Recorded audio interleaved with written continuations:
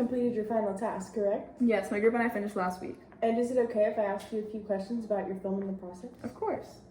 How does your product use or challenge conventions? Our product, in many ways, both challenges and uses conventions, but mostly follows them.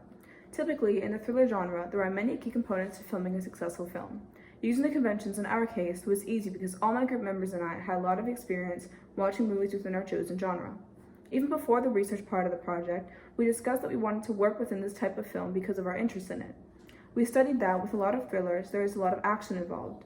We decided that we definitely wanted to include that into our movie, and we started getting excited about filming it. That was the main convention we found ourselves using. We strategically planned our filming and our storyboard so that it would give off an intense affliction and suspense. For example, we had a few action shots that intensified the emotion of the scene. We had the characters running away from the police and the group member behind the camera run after them. This is a common convention found in movies within this genre because of how it submerges the audience into the conflict being experienced by the characters. One thing we focused on quite a bit was the angles and the lighting. We had to make sure that our project gave off the effect we wanted it to on the viewers. Therefore, we stuck to the following conventions. For example, a shot we used multiple times throughout drawing out our storyboard and filming was the wide shot. When we were studying different films, we noticed that certain shots and setups give off certain moods. For the wide shot, we felt that it projected a sort of mysterious and tense mood. That was when we decided that that was something we were going to experiment with.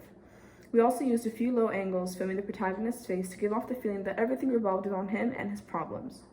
With lighting, we knew what we had to do was follow conventions, but also wanted to try and pull things from other genres. The typical suspense movie has dark, brooding lighting. We had a lot of that in our film. Especially when we filmed outside, you could very well get the sense of mystery that we were trying to give off. I agree that it's also important to step outside of the box, so we added in some bright lighting during certain scenes.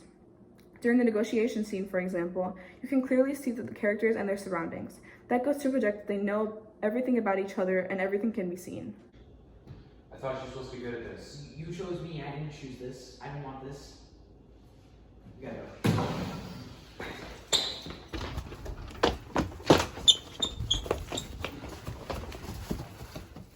Any progress?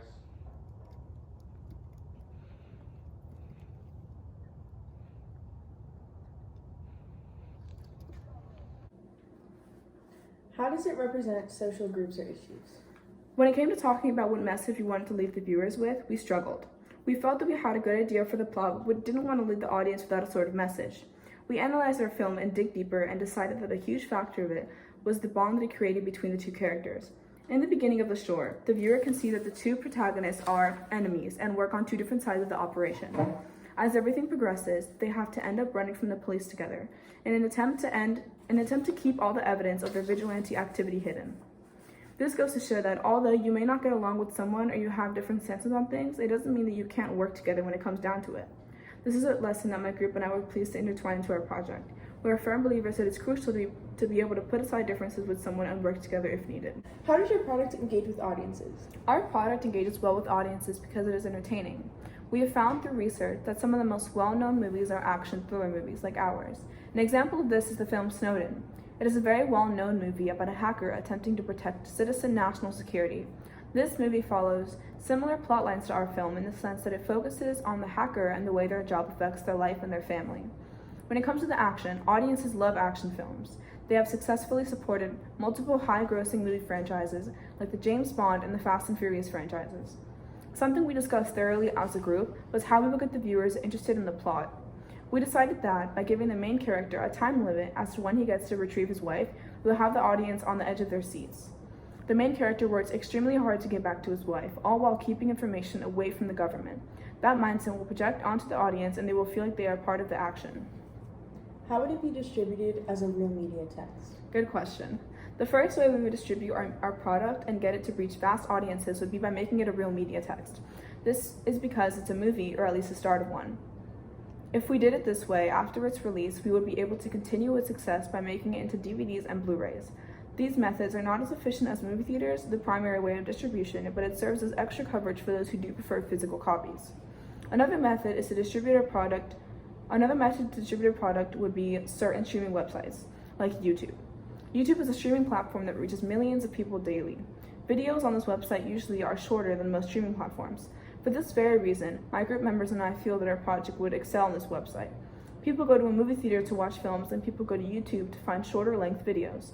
Aside from those distributing methods, we would have to also stick to the more mainstream options and branch out to streaming platforms like Netflix, Hulu, Disney+, etc. These are very successful platforms and get millions of users a day. These would be even better than movie theaters because of the fact that our project is a short film as opposed to a full movie.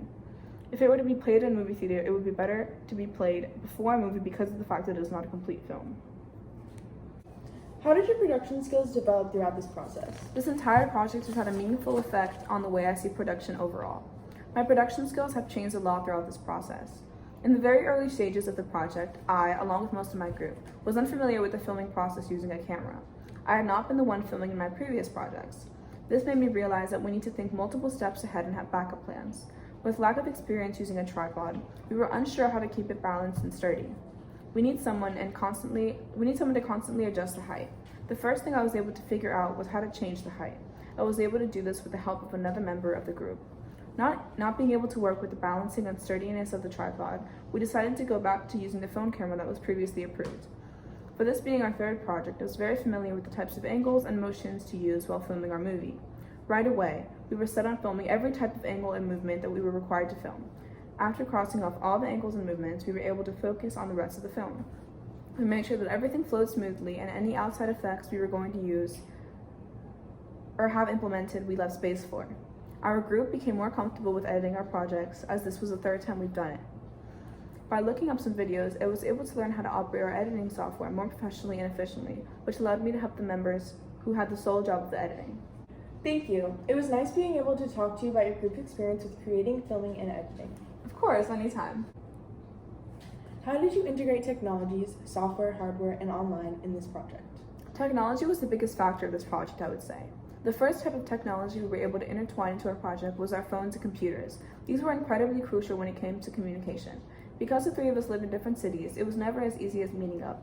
Getting transportation everywhere was difficult, and being able to work everything out through the phone seemed to be the simplest, most convenient option. We knew it was going to be useful, but we did not expect the pandemic that ended up affecting us so heavily. When COVID-19 hit our country, we were no longer allowed to leave our homes. This made it impossible for us to refilm or re-edit together with our team. We had to rely on group video calls and text messages to share our ideas on how to make up for the missing clips. We were able to bring missing clips together and make them flow with the plot. Not only did we use it for communication, but we also used our devices for research. They came to be very helpful when it got down to studying certain films and their conventions. We were able to use our phones and computers or laptops to blog. The blogs that were due every week were very easily accessible online. It made it simple and easy to go back and look at them whenever we needed a refresher on the assignment or previous work. The blogging was an efficient method when it came to keeping track of the steps on how to plan and film a movie, or at least the first 2 minutes of one. At first, they were tedious and we didn't enjoy having to write them, but we slowly started to understand the purpose of that aspect of the assignment. It made it easy to keep everything organized online. That was where the online portion of the work came in. It was simpler than keeping everything written down on paper because we could log in on any device and work on our project. Aside from being used for the simpler things, we also ended up using our phone cameras to film. We originally had planned to use the cameras and SD cards that our school provided for us. We struggled because the process with the SD cards was more complicated than we expected. Not only that, but the computers that our school let us use in class were very slow. Loading the videos and the Pinnacle editing software was very time-consuming. Because of that, we decided to use our phone cameras to film in the DaVinci Resolve editing software because one of our group members already had experience using it. That ended up helping us a lot, and it allowed us to work quicker and more efficiently. We all stuck to our talents and had each person focus on what they were being good at. I helped with directing and script writing, being a writer. Andrew worked on setting and lighting because we decided that he was good at setting the mood. Benjamin, being a talented editor, had the job of piecing together the final project. Thank you. It was nice being able to talk to you about your group experience with creating, filming, and editing. Of course, anytime.